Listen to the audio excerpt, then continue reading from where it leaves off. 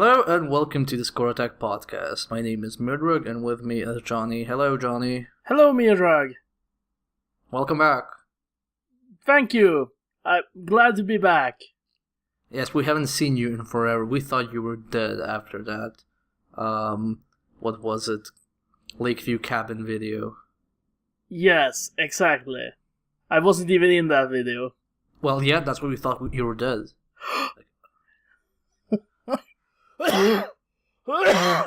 Jesus, coughing attacks right out of the gate. Let's go. Yeah, sounding pretty lively there. So, it's been a while since we recorded because you got sick, then I got sick, then scheduling happened and stuff. Anyway, we didn't miss much, though. We missed the biggest news of the year, and then when the biggest news of the year was retracted.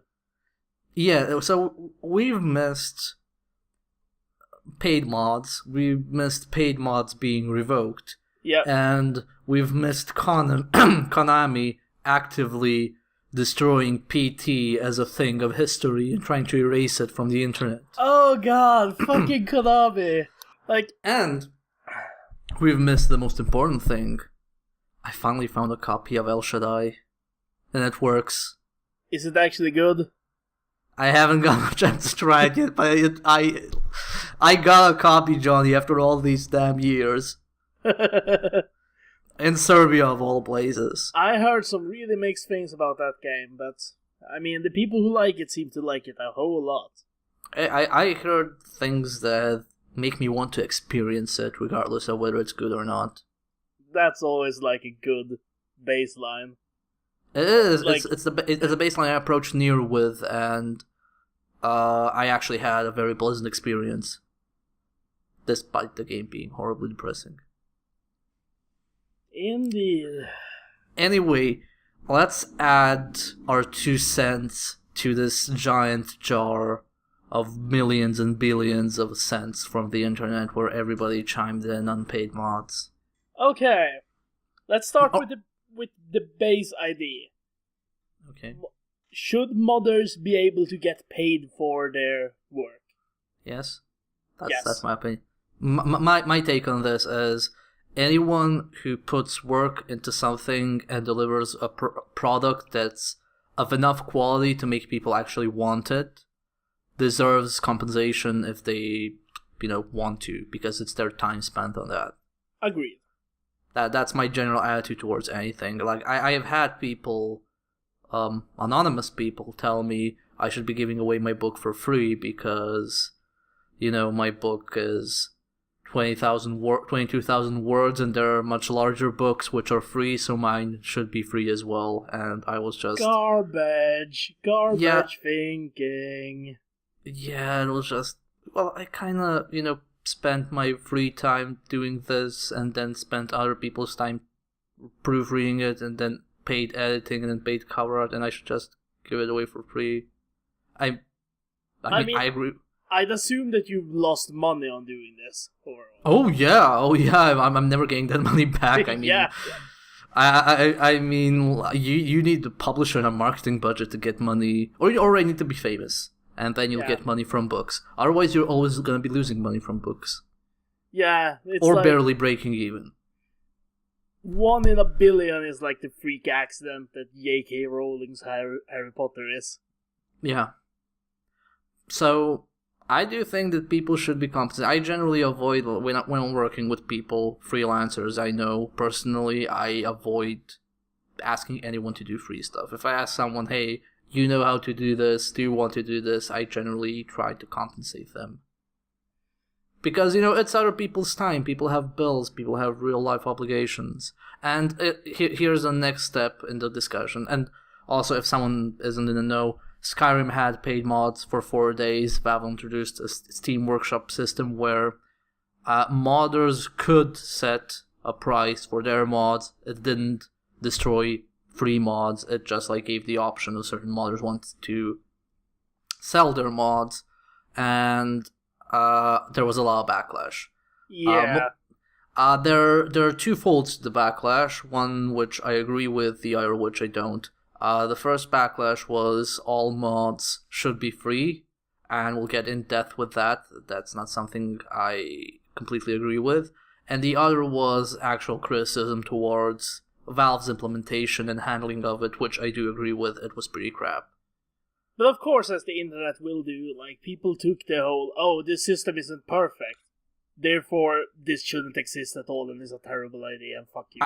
I think any discussion of the system just was drowned out with paid mods shouldn't be paid, because there were so many assumptions based on it, and along the lines of, oh, now Bethesda will just release unfinished games like they always have, and instead of fixing stuff, they will have modders pay for it, or mods will break because they're so fickle, and what will then the modders that ask for money do? They will not know what to do when a mod breaks because there is no way to handle such occurrences, and all stuff like that, and just like the discussion of it seemed to be lost. So many of those complaints are like, oh, well, this is new and we don't know what the answers to questions are yet, and therefore, this sucks! Yeah. And it's yeah. like, this system is going to come back. It won't come back for Skyrim. It will come back for something. Elder Scrolls 6, maybe. It's gonna come back before that, I'm pretty sure. Yeah. Valve has been talking about this, like, behind semi-closed doors for ages. And, like, they chose the wrong game to do this with. Like, they went into an established mod community and started setting this up without really communicating much with people. Well, communicating with people at all. Yeah. They just dropped it in everyone's lap. And they communicated with the people who were in on it. Like, there were a bunch of modders who knew about this, but had NDAs that they couldn't say anything. Yeah, but they didn't have, from what I read, they didn't have enough leeway. I think there was like 3 to 4 months heads-up notice, which isn't enough for you to prepare a mod from scratch, which is why a lot of them opted to either refurbish their existing mods or do something easier like models. A lot of modders did the cool thing where they're like, no, I'm just releasing 2 versions of this mod, and one of them is paid, and they are literally identical. Midas Magic, I think, did that. Midas Magic was up on the paid workshop. Yeah, Midas Magic had 2 versions. I don't know if there were any differences between that one. But I saw several that there were literally no difference between the free and the paid version. Yeah. And they said they keep updating both. Sky UI has also been... there were also talks of Sky UI having the next version actually be a paid one. So currently I think it's Sky UI 4 point something, and Sky UI 5 was supposed to be paid. They announced it when they heard of the news, and that kind of created several issues. Aside from the typical, oh no, paid mods are evil. The issue was that you had so many mods that were dependent on Sky UI because they used a lot of Sky UI's framework and stuff. So then there was the question, okay, how do these mods work? And then there was the question and they solved that by saying that anything that's required for mods to actually work, like anything in Sky UI that's required to work, will be in the free version, which is 4 point something, and will always be updated when that's fiddled with. So mods should theoretically work. But then the other issue was, okay, so you pay someone who fixed Bethesda's UI, and then Bethesda gets a cut of those sales. Yeah, and people are like... people were making the argument that this is an incentive for Bethesda to not make their UI good or something.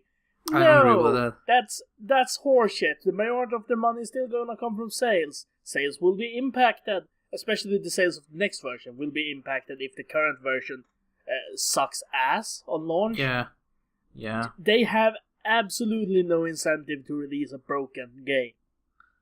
I mean, it's not that, like, Bethesda releases stuff unfinished intentionally. I mean, any developer wouldn't... I mean, publishers would. I don't think developers would. But even then, Bethesda's just messy. I mean, their animations are messy. Their combat is messy. Their UI is messy. And it's always been like that. I haven't played Arena, but I played Daggerfall, Morrowind, Oblivion, and there were always the same issues there. Bethesda is a content generation machine. They are good at generating large amounts of content. Yeah. That's what they do. And like the framework that content exists in is not the best. Yeah, and ever since Morrowind, they did have a framework where they said, hey, here are the mod tools we use for content creation, go wild. Yeah, and like... Just... I think there are problems with how much money they were taking from sales for the few days this was up.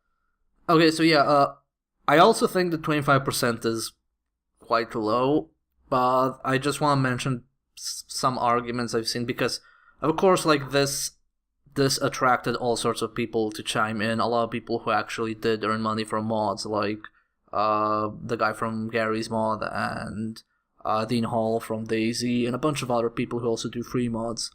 And one of the points people made is that having, like, the Skyrim license to create content for it is also, like, a big deal in that percentage. Because, in the end, the brand, like Elder Scrolls and Skyrim, will give your mod more exposure than, say, making a mod for, I don't know, Sniper Elite, for example. Definitely, but even if we pretended that Bethesda got nothing, but let's pretend Bethesda got nothing of the money and modders got everything, I would still say that Bethesda earns more on the modding community than the modders would. Well, yes. Because such a big appeal of the game is from that. So I still don't think that's a fair rate. But then here's a second question. What happens when a modder earns more than a Bethesda employee who makes content for the actual game? That's also, like, an issue that's mostly an internal Bethesda issue, but I'm pretty sure that also goes into the logic of deciding those percentages. It's a problem. It's a convoluted problem. I don't expect, like, an answer to that on this podcast, but there are many issues behind that. But like that kind of shit is like anytime you go indie, like, you have the chance, like, if you go indie and have a huge success, you will personally earn more than if you're in a company that has a huge success. But yes, the risks are also so much higher. So that's like equivalent to saying, well, what happens when Jonathan Blow makes a fortune on Braid? Will that cause everyone to quit? No. Yeah, no, but then you're making a comparison between like a game maker and a game studio, rather you're making a comparison between a game maker as an indie game maker and like a game dev who maybe just does the scripting or just the design or just like modeling, and like those individuals, maybe not all of them can translate into indie developers, but most of them could probably make mods for the actual game they've been working on. Yeah, but like, you have like one modder who earns more than that. Like, you're never gonna have the average modder making more than an actual employee. Well, frankly, we won't know because that system is currently shut down, so we don't have no idea how much modders. That system is currently shut down, but I'm telling you, that's coming back, and that's coming back in more or less the same form. It is, and it's a bit disheartening that, like, the Sky UI people, I think, said that they got... Oh god, I don't quote me on this. They didn't get too many donations. They got, like, 2 digits of donators in the past how many ever years Sky UI has been in the making. And a lot of people were just saying, oh, add a donation button, that'll fix stuff. And that is complete horseshit. Aside from the increase in donations over this travesty, before it, that didn't do shit. Nexus had the donation button, it didn't do shit. It didn't make modding viable. Like, there are very few people who can live off of donations for something they do free. And, like, the run-of-the-mill modder is not that person. The donations they get is enough to buy a Coke once in a while. Yeah, and even, like, I don't know, like, a pay-what-you-want option. There are all sorts of things that you just have to fix along the way. I mean, Humble Bundle had a pay-what-you-want always, but that pay-what-you-want option evolved over time because people started exploiting it. Because people want stuff for cheap or for free. And I don't know. I thought I thought Valve should have handled this much better. Definitely, like the communication on this was zilch. They should have like set the stage for it at least. But Like, okay, the communication is gonna be shit next time as well, because this is Valve, and Valve doesn't handle this sort of shit well. They just don't. They seriously are in need of growing the fuck up a bit. Yeah, but yeah, but now more or less this current community is irreversibly tainted now with this entire attitude, because a lot of people became villains because they decided they wanted modding to be free. And one of the premise I wanted to say on the start of this, the one that I didn't agree with, like about modders not being able to be about modders not, they should be paid, and the counter argument was, well, when you start earning money for something, it becomes a business, and people should be doing this for love. Like, oh my god, like shit. Like love, fun, passion, like these positive feelings are not mutually exclusive from money. You can do jobs you like and love and get paid and compensate for that. That is an actual thing that exists in life that you sometimes get or sometimes earn or sometimes pry from the dead hands of fate. Yeah, like seriously. So the amount of people I saw just talking like actually people earning money from this would make the mods worse somehow is just garbage logic. It would backfire until like modders would have to up their standards, because yes, when you are doing something for free and when you're doing something for money, expectations are different. But they would have to clean up their act. They would have to figure out a lot of stuff, which is, how collaboration works, how, if I use something from your mod, like, how is who compensated, how does that work? Like, those are things that just need to be figured out with time. There are a huge number of questions like that, and when this comes back, and I'm still saying when, because it'll happen. This is coming back. Like, I don't know if it will happen very soon, but like the original plan was to get more games in on this within weeks of launch. Yeah, and it's gonna happen. This will probably be delayed a bit, considering the reaction and like them pulling out, and they're gonna have to reconfigure some of their plans. But this is coming back, and it's probably gonna come back for City Skylines as an example. I mean, City Skylines will be perfect for this, in my opinion. Yeah, and when this happens, like, it is gonna be a long and rocky road. Nobody knows how to deal with any of this shit. This is unprecedented, at least on this scale. There's gonna be a lot of questions to figure out, and there are going to be a lot of problems with the system. Like, there's no way, even if Valve were to sit down and take this super seriously, they are not going to get it right the first time. I mean, Valve never gets anything right the first time. Even Steam itself was ridiculed, hated, and hissed upon when it first launched. It was, but Steam was also a long-term move. Well, this is also a long-term move. I mean, you're changing the business model of something that's been established for decades. Yeah, and like this is gonna be huge, and this is gonna earn more money for developers. Yes, it's gonna earn more money for Valve. Yes, but I don't care about those two things. I care about that it's going to compensate modders who put in their like serious amount of hard work in this. I mean, look, a lot of modders, they start getting real life stuff like, 9-to-5 work, families, expenses, bills, and all that, and you need to somehow cover that. And I know some jobs, I've worked some odd jobs where you come home and you're shattered. Like, you don't have the energy for anything, but you have to do that job. And that happens. And I was big into Morrowind modding. I use a lot of mods. I followed a lot of mod development, and there's so many mods that just, they are huge, ambitious, and they get pretty far, and then they just stop being developed on. Why? Because real life, people can't manage it anymore. It's how much time are you gonna put into a project when it's something you do for free? You're gonna stop as soon as you feel like it, and you have no incentive to keep developing it and keep polishing it. Well, especially because people are shit and they're gonna give you even less incentive to do so. Oh yeah, like totally. Like I know people who are modders, and it's the experience they describe is like, no, you put in thousands of hours of work and you just get shat upon. Yep. Like just the most ungrateful pieces of shit just comment on your stuff constantly. There's basically no like established constructive criticism for mods. It's not like video games in general where we have press that review stuff and like we have serious conversation and serious criticism articles about things.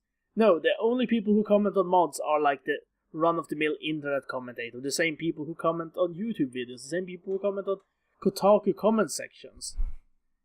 It's a mess. Yeah, and I don't know, it's just people were so barraged with hate after this, and it's just like, even if like people that were upset with this decision, they attacked Valve, they attacked Bethesda, and they attacked mod makers that were in on this, like branding them traitors and whatnot. And what's worse is you also had people who were like bigger names in the modding scene, or apparently are bigger names, I don't know, whereas moderators on boards or as actual content creators, who, I don't know if this is a genuine feeling, I'm not gonna pass judgment on anyone, but they countered the arguments of people. There was like this Kai UI guy who they were so upset, and one of them says like, okay, this proves that there is no modding community, like the way people just like reacted to them.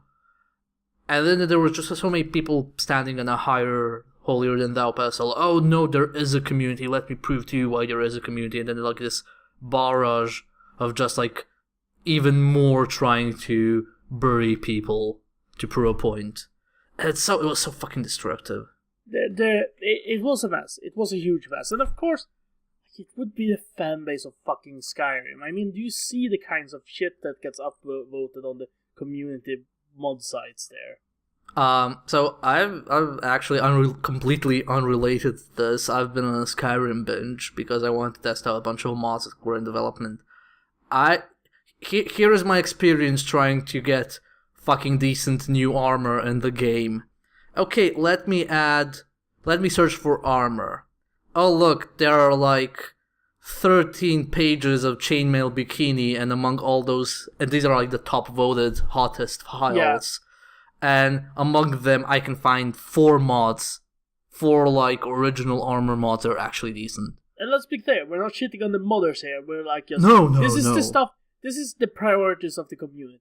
It's the like straight up porn mods that get the most upvoted on Skyrim. And it's also hilarious because then I find, I think someone like converted Terra armor mods, like from the Terra MMO. And I'm just gonna say this. That piece of shit. Okay. No. But I'm just gonna say that those Terra armors actually look decent compared to the most stuff on the slutty armor sections in Nexus. I was like, oh, cool. Maybe like, oh, this ninja armor looks cool. Maybe I could use that. And then the mod requires, this is gonna look shit unless you use this mod for female body models. Okay, what's this mod for female bodies? Oh, it's a nude mod, of course. And like, I mean, it's just like the general sentiment and popularity of mods there. I think there are merits to like adult mods. No, I am completely fine. I think adult content should be even on Steam. I would be fine with some visual novels there, but yeah, definitely. But it's like, it's a bit depressing with that, like that when you have to like wait through all of that until you actually find something to different tastes. There are a lot of straight up like hardcore porn mods on Nexus that are very highly upvoted. If you just like remove all filters and just go highly upvoted everything, like it's just filled with it, and it's most tasteless fucking garbage. But it makes you appreciate mod compilation articles on sites better, because they don't usually list them, and you're like, oh cool, now I actually have a pretty decent filter to find stuff. But anyway, here's another big drawback compared to like because of all the Skyrim paid mod drama. So, do you know which game is currently in early access on Steam? Recently, which might be controversial. I'm giving you one try. I don't know. Black Mesa. Oh. So Black Mesa used to be a mod, became its own standalone thing. The free version is still available, but the like complete version will be paid or something like that. I could be wrong, but I know that they emphasize, you can still get the free version. Yeah. And it has like deathmatch multiplayer and all that stuff. I saw that, and my reaction first was, oh great, I absolutely loved Black Mesa, because I don't know you weren't big on it, but I really liked it. And it was actually my game of the year after The Walking Dead. No, it was really good. And then I went to the forums, and you just see pages and pages and pages of people being, oh god, paid mods are back again. Oh no, didn't Valve learn anything? Why do we need to pay for a mod? Greedy devs. Why do we need to pay for something someone spent hundreds and thousands of hours making? I'd argue this is the only... pieces of shit. I'd argue this is the only way Black Mesa will ever be finished, because honestly, that thing has decent production values, considering it was free until recently. That thing has been in development for so fucking long, and it doesn't even matter that I don't like it, and I don't. They should still fucking sell it if they can do so legally. And it seems like Valve let them. Yeah, Valve let them. So they should definitely, no doubt about it, they should sell that thing. If people want it, they should pay for it. Yeah. And like, I'm the like piracy fucking defender here. The guy who's like, yeah, piracy is often used for bad, but also I am not down on people who have no money pirating. And I'm still like, no. Like, shitting on devs for wanting to get paid is not fucking okay. And like, honestly, like, I'm gonna, like, if you have money and you want this, pay for it. If you don't have money, just, like, do what you're going to do. You're going to pirate it. I know you're going to pirate it. Just go ahead and do it, and don't whine about it. Yeah, I mean, what kind of DRM can you have on mods? Mods would have been pirated easily. Well, I mean, there's no such thing as effective DRM anyway. If you want to pirate it, you can pirate it. It's...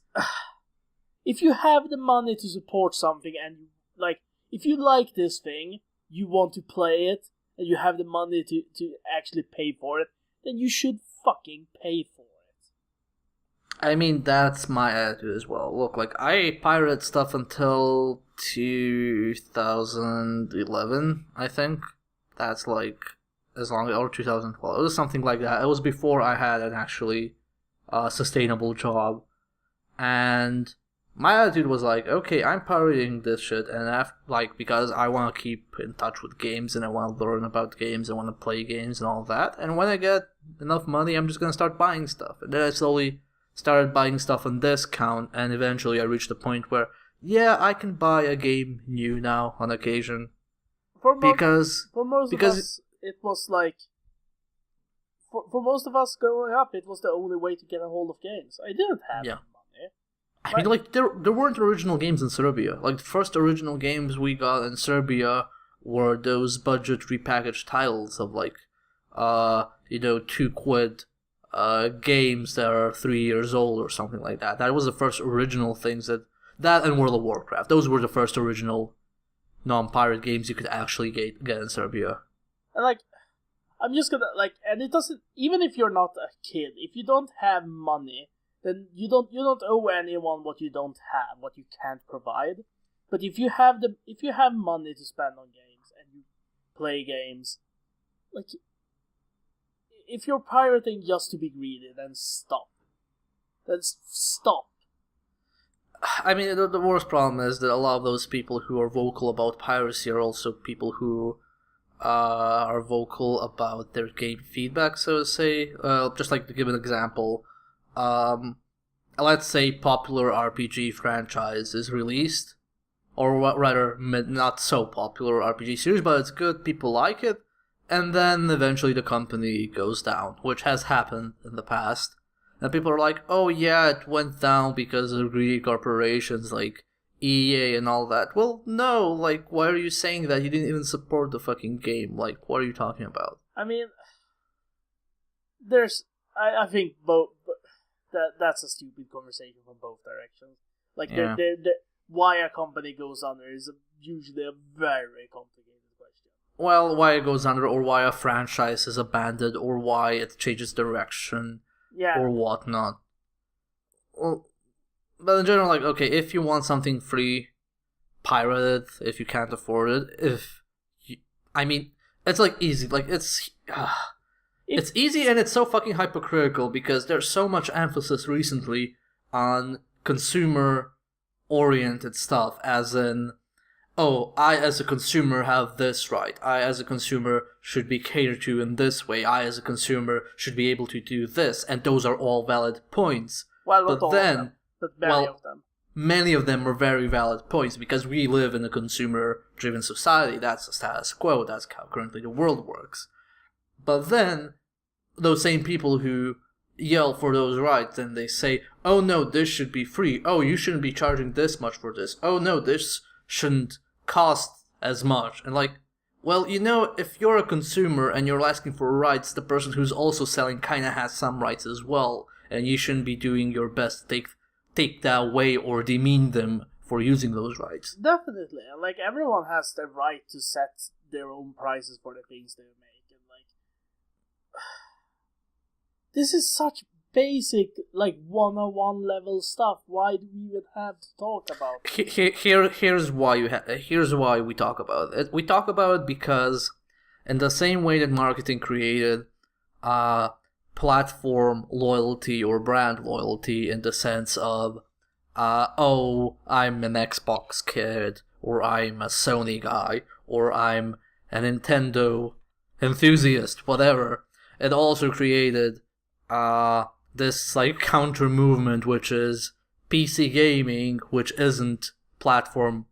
Like, there are very few companies that like promote PC. They promote themselves or their things that work on PC, but you don't have PC the company. Arguably, Valve is kind of becoming that, which is a very bad thing. But that's a different discussion entirely. Yeah. But like I said, like, you have this like counter movement, and when you have like this counter movement, you also have people that get knit together, and they have this, oh yeah, this is how PC gaming works. And PC gaming, modding is a big thing. Being able to run games on super high graphics is a big thing. Multiplayer is a big thing. Like, there are these things that are like big things that consoles don't have. And then when you try to take something like that away or change it, it of course creates like this counter force to it, and then people become like, when you say like paid mods, but mods were always free, this is how modding works, and then people start raging and yelling, despite the fact that reactionaries is what we're talking about. Like, yes, it's that but simple. And when I said mods were always free, I just stopped myself because holy shit, like, Counter-Strike was a fucking mod, and then it became a paid thing. Yeah, and people raged about that as well. It's just that people have forgotten. It was so long ago. Oh, let's move on. I think we've exhausted this topic. Yes, we've exhausted this. We've made our thoughts clear. So anyway, moving from stuff that made history, let's talk about stuff that's trying to destroy history. Trying to rewrite history. Konami. Yeah. Okay. There are a lot of bad, negative things I could say about Konami. I think the most, like, fair, honest assessment of Konami as a video game company is that they're not. They don't care about video games. They have a video game business as part of their company, but they increasingly care less and less about that. Yeah, they're more towards gambling, pachinko, sports centers, and I think healthcare. They have a bunch of shit. They have fingers in a lot of pies. Yeah, and also, and apparently gaming is not profitable, which isn't surprising considering how little attention they've been putting to it like the past few years. Well, I mean, it's still profitable for them. It's just that to keep Not it as profitable, profitable. they've had to cut down on it a lot, and it's it is a high risk compared to the amount of profits they get. Well, yeah, because if a AAA game flops, that's a lot of money lost, and they haven't been delivering on neither Silent Hill nor Castlevania, from what I gather. Like, basically the only thing they were delivering on was Metal Gear, so they gave Metal Gear so they gave Silent Hill to the person who was only delivering, and then they just decided to get angry at Kojima for whatever reason. The three franchises that matter anymore are Silent Hill, Metal Gear, and soccer games. Yeah, Pro Evolution Soccer. Let's quickly recall some franchises that Konami owns that we will never see again, like Rocket Knight, or Contra, or Gradius, or anything from Hudson Soft, because they have assimilated Hudson Soft and devoured the licenses. Okay. I'm just gonna say, personally, I don't give a damn about their franchises. I do. I love a lot of games in those franchises, but it's not because they are in those franchises that they are good. Well, yes, but the point I'm trying to making is they don't give a shit anymore, but they are taking the not giving a shit the extra mile, like when not giving a shit becomes a statement as to we're gonna show you how much of a shit we do not give by removing everything. So, not only are they removed PT, playable teaser for Silent Hill, from the store. Yes. So you can now only download it if you had previously downloaded it. Yes. But that isn't enough. That is not enough for Konami. Konami is like, there are too many people who already played this and might play it again. Let's rewrite history. So yes, and they are actually pulling it from the fucking store, as in you will no longer be able to download it or activate it or play it at all. As it might be possible to still play it if you have it installed. No, it expires. Like, the only way you can play expired content is to disconnect your PS4 from the internet and rewind the system clock. That is literally the only way to play expired content, and that's before it becomes expired. Okay. Because it literally expires. Let's get some PS4s to a museum right the fuck now. That's pretty much, what you have to do. Because I am not a horror guy. But I can recognize that PT is like a huge fucking statement for the horror genre. It became an instant classic the moment it came out. PT is essentially proper developers sitting down and saying, hey, these jump scare first-person Unity games are kind of popular. Let's see how far we can take that. And they took it into something with production value and design. I can really respect the level of polish. And polish is such a clumsy word for it, but just the level of coherence in that game. There are obviously some stupid things in that game, but it's such a good design experiment to tear apart that it has to stay. Future generations, it's like that. Even if you're I'm one of those people who are of the opinion that every game is art because that's how art works. But even if you were of the opinion that only specifically high art is art, PT is fucking high art. That is an experimental deep dive into horror mechanics. You know what's worse? All those eBay listings of, PlayStation 4 with PT installed on it, super rare, no longer possible to obtain. I had not considered that. There was a bunch of eBay stuff. It's all being taken down. Whether by eBay or Konami saying it, but they're all being taken down as against the terms of service of eBay. I'm sure Konami has had a hand in it. eBay ran hacks and that sort of shit. Yep. And you know what that also means? When Silent Hills expires, or PT expires, they're gonna start taking down the YouTube videos too. That's entirely possible. I'm absolutely, unless they change their minds, I'm absolutely 100% confident that they will. The only will be reason they might not is because they might not really understand YouTube. They understand YouTube enough to Content ID or Metal Gear Solid streams, so I'm pretty sure that they will be able to Content ID PT. You didn't tell me about this. Did that really happen? Yeah, but it's just like, it's still available, it's not a strike, it's just like, oh, you cannot earn money from this, yeah, don't worry, we didn't expect to. Yeah, don't worry, we already can't earn money on anything we do on YouTube, because YouTube is shit. And because Sega is shit. Yeah, that's pretty much... But Sega is just the specific symptom of that problem, that they could do this to us that easily, is the core of the issue. Yeah, I'm saying we should just remove all our content to Hitbox and just do Hitbox. Who gives a shit? Podcast. I'm kidding. If Hitbox was actually a reliable alternative, that could be an option, but it's not. Hey, people do live podcasts on Hitbox. If we ever get like 10 people in a room watching us, I'm always up for those. But anyway, back to PT. Yes, Konami is actively hating video games and anything associated with Kojima or video games. It's so Japanese corporate culture as well to just purge everything to do with something once it's gone. Yeah, it's like a statement, like it's like there's actually a fucking god in the Faerun campaign setting, which is all, when you make an invention, make another copy to burn it down, except Konami burns down the copy it already made.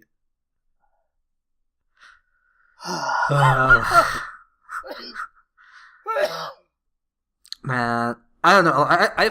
I personally think that you as a company have to actively hate video games to actually try and remove all traces of something you made. Like that.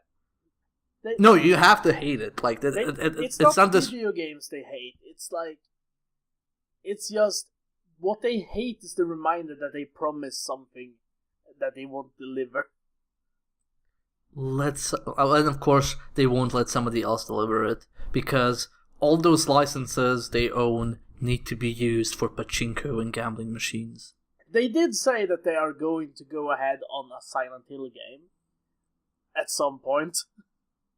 I'm telling you, there's gonna be a Silent Hill pachinko or something like that. No, they already have a Silent Hill arcade game. I expect that they will make another Silent Hill game at some point.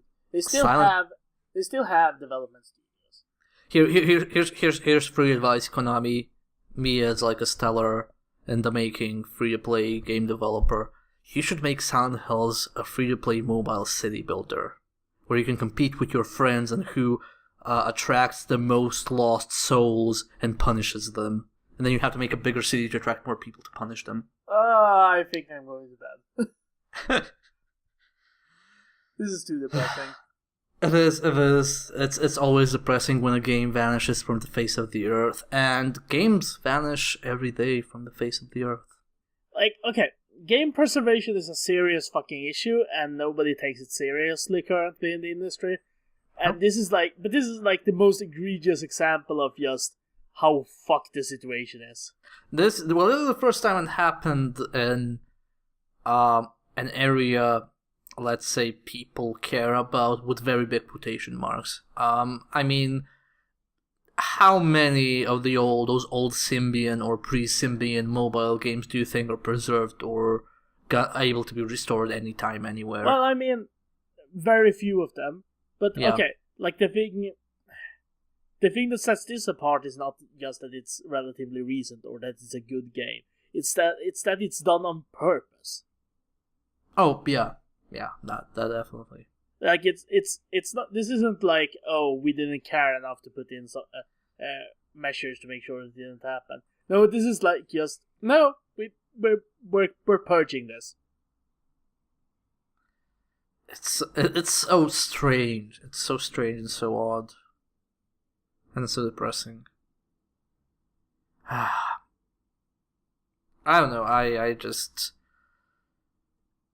think it's a super selfish decision.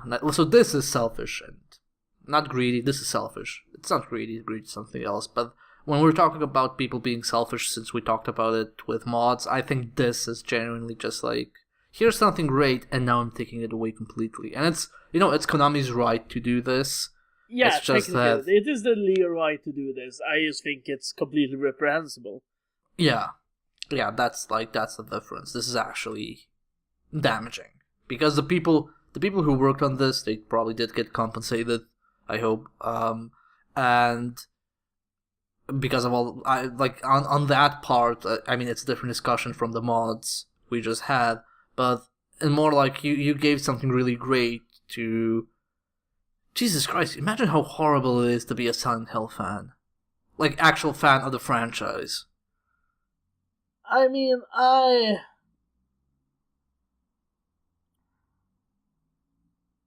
a fan of a lot of franchises that get mistreated, and I have stopped giving a shit because, like, just tying my identity in such a way that I carry that way to a brand that doesn't do anything for me.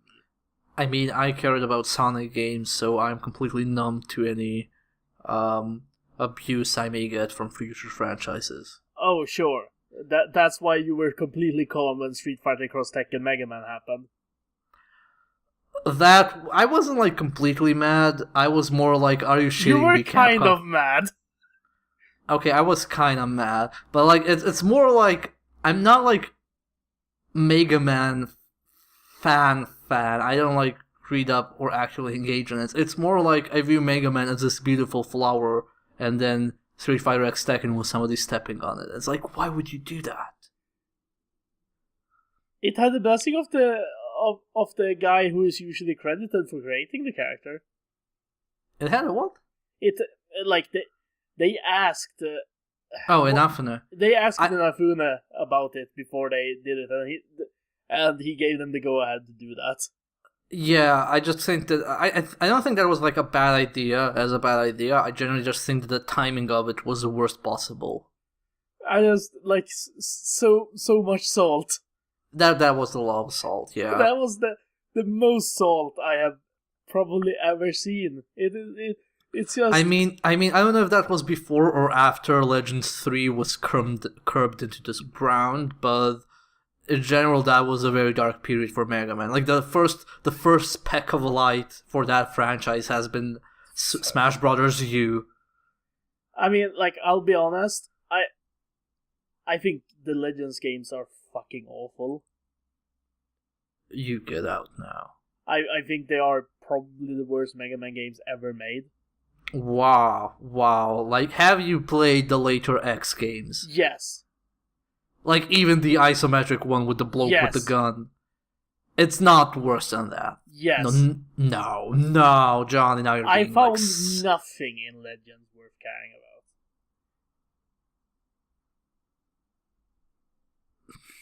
It's like I can't say anything, not because you're right, but because I have to give you this right to have this kind of opinion because I regularly shit in your tastes.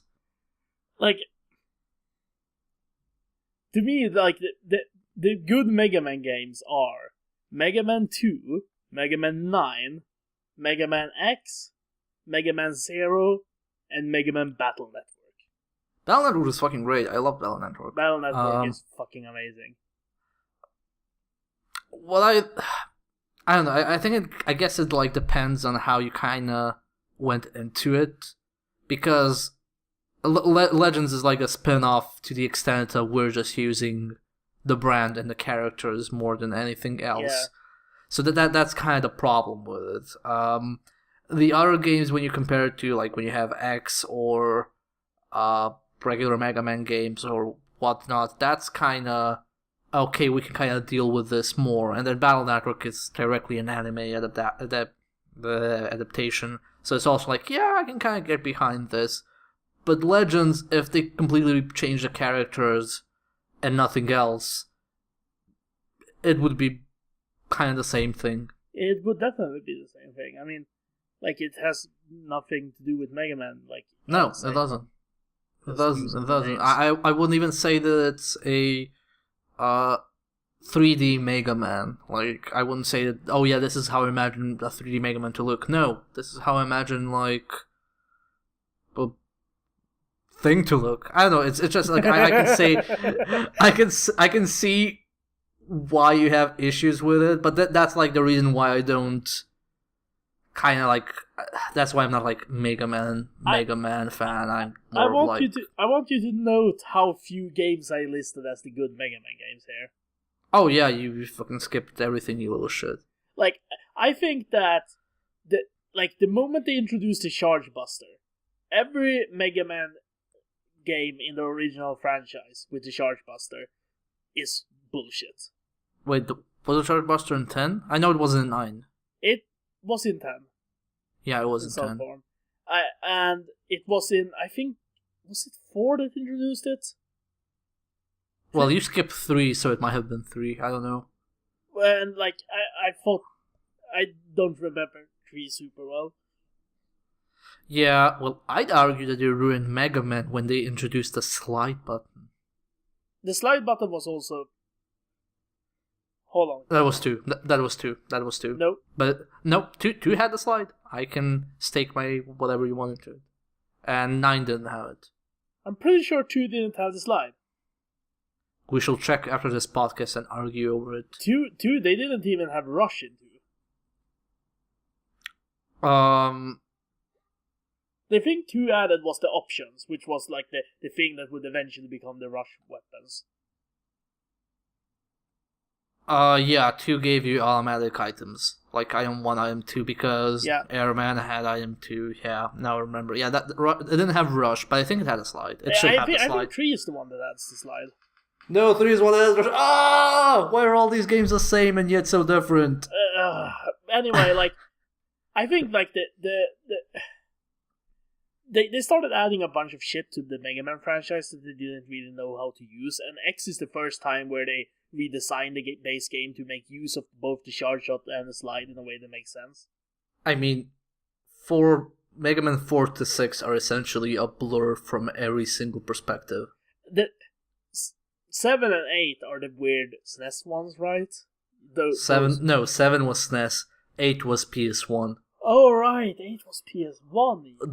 The one with Bass, which is a horrible character I don't like, and with the horrible voice acting as well. But not as good as the is it the X4 that has the amazing Zero voice acting? I'm pretty sure it is. No, 8 has voice acting that is so bad that when the voice actors make mistakes within the same... They keep the sentence within which they make the mistake in, because they make a mistake and they correct themselves, and they just kept that and roll with it. So it's on the quality level of our podcast, is what we're saying? Yes, it's a single take thing that's edited. But, yeah, I remember I did actually... before 10 was released, I did a magazine retrospective of the entire main Mega Man franchise, and I played through the series, and 4 to 6,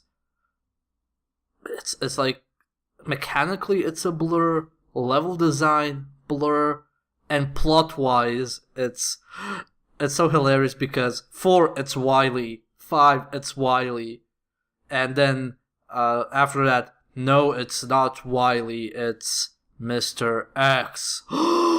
No, Mr. X is actually Wily. What? 9 has the best plot, where it's like, it's Dr. Light. No, it's Wily. Yeah. But anyway, we talked about something happy, which wasn't taken away, because thankfully Capcom doesn't delete its franchises. No, it doesn't. It even if I sometimes wish it would. Oh, come on, which Capcom franchise would you want deleted? No, I'm just being like... Aside from vanilla Devil May Cry. The only Devil May Cry game that needs to go is Devil May Cry 2. Yeah, that's what I've heard. You know what Capcom needs to do? Here's my super advice on how Capcom will get rich. Dino Crisis Remake, same treatment as Resident Evil Remake. I bet Capcom doesn't have the money. I mean, like, can you imagine dinosaurs in that fidelity? Just shooting dinosaurs.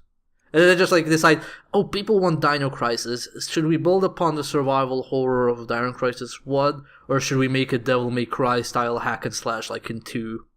And then just go with 2 and I cry. Anyway, I think that's our limit for today, unless anything else you want to say, Johnny. Yeah, I think I ran out of steam. It's very warm in here. I am sweating in the huge pool. I am melting. I might have to go outside, or I might just actually physically melt and die.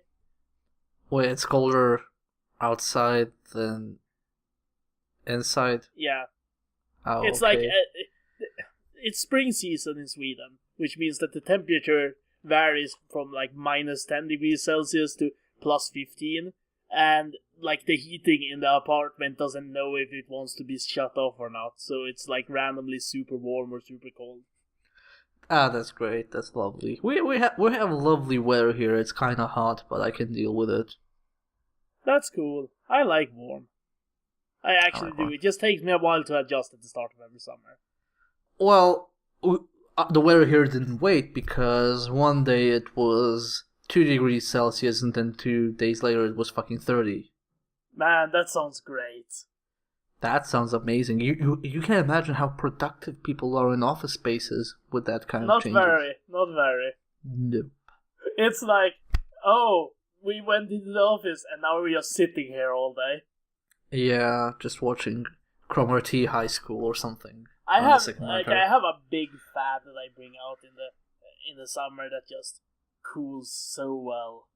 Well, Johnny, you're not gonna be able to record with that fan because fans are noisy. Fuck, we're shutting down the website. Yeah. Bye. Bye, everyone.